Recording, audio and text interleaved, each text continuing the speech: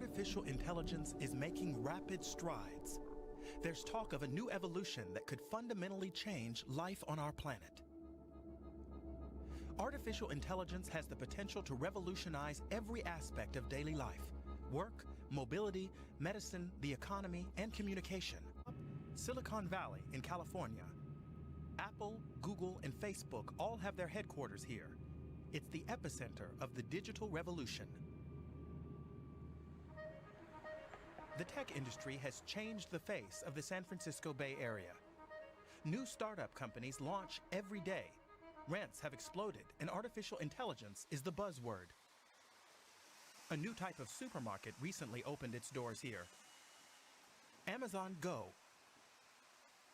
All you need here is an app.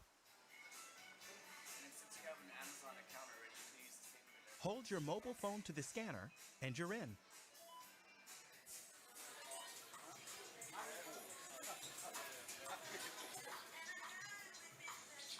As Leonardo shows me Amazon's new menus and explains that the language assistant Alexa can help with the preparation at home, I'm under constant surveillance.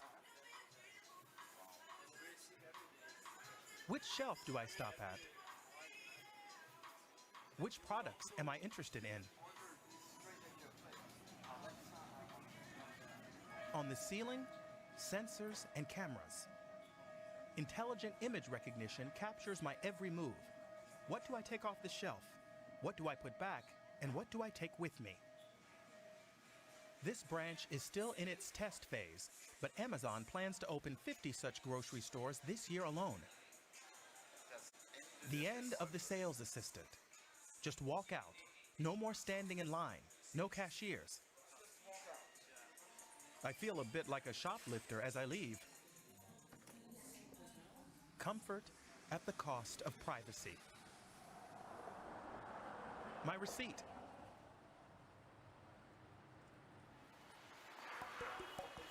One block away, a robot cafe. Another test lab for the future. Order by app and touchscreen. The increasingly ubiquitous tools of trade.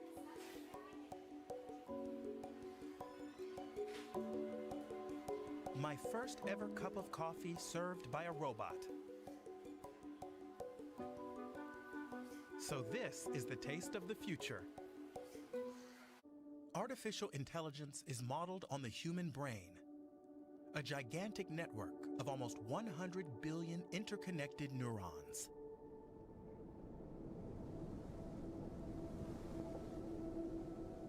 Put in very simple terms, this is how a brain cell works. Incoming impulses are passed in a domino effect from one neuron to the next. The resulting circuit connects the neurons, and it is this circuit that artificial intelligence tries to simulate as a digital neural network. Like our brains, the network can learn how to identify tuberculosis, for instance. First, the network needs to be trained or taught. X-rays of tuberculosis patients are fed to the system. Initially, it struggles to correctly identify the condition. But every time an X-ray is fed in, the network's structure is adapted and its diagnostic ability improves. It takes thousands and thousands of clinical data sets to train the machine.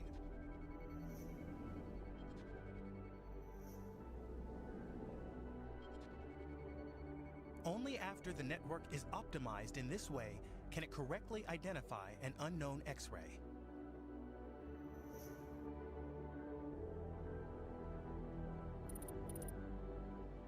But how accurate is artificial intelligence compared to a doctor's expertise? Reading X-rays accurately is a complicated process, but artificial intelligence is making fast progress. When it comes to identifying or recognizing simple images, computers have surpassed human accuracy.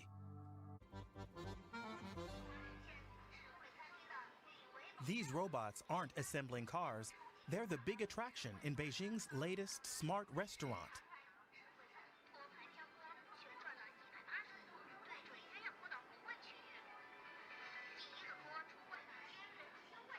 AI in the kitchen, and automated waiters.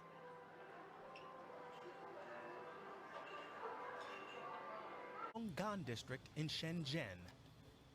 In the heart of China's booming economic region north of Hong Kong, we visit the Smart City Control Center. A giant monitor displays the data of the entire district in real time. Numbers of new residents by neighborhood to plan schools, water supply levels, power outages. All this information is collected, compiled, and evaluated using artificial intelligence. To me, some of this feels like the backdrop to a science fiction movie. Employees with live streaming body cams inspect side streets. This is total surveillance. Won't that inevitably lead us down a road to data dictatorship?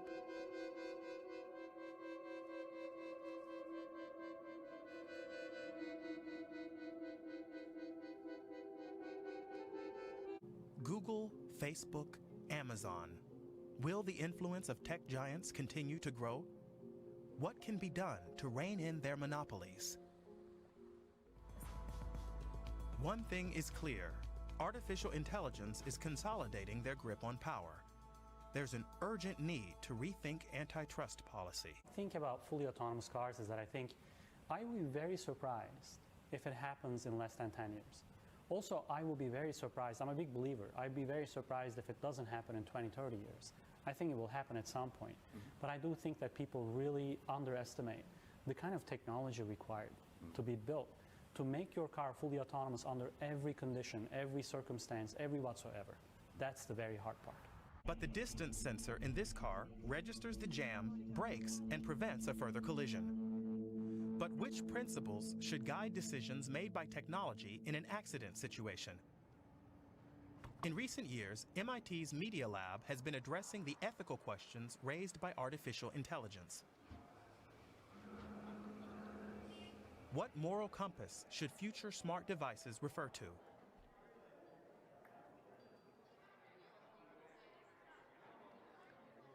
So as you can see, once you have multiple dimensions, it becomes not obvious what the right thing to do is. A or B? Who should die? The elderly lady crossing on red? Or the child in the self-driving car? What choice should the algorithm make? EAD's online survey presents respondents with various scenarios, each with its own unique dilemma. Respondents are then asked to choose how they would want an algorithm to decide. It is kind of a mirror. For the first time, something that you did subconsciously or maybe instinctively, in the case of an accident, you just act randomly. Now you have to make a conscious choice, and the machine is forcing you to make a choice, right? You cannot hand wave it, because in the end you have to program something. Driverless cars aren't yet ready for the road, and ethical questions still abound. Artificial intelligence harbors immense potential to benefit daily life, medicine, or mobility. But we also need to look beyond the technical possibilities. What aim does such progress serve? It's a question artificial intelligence algorithms can't answer. Only humankind can do that.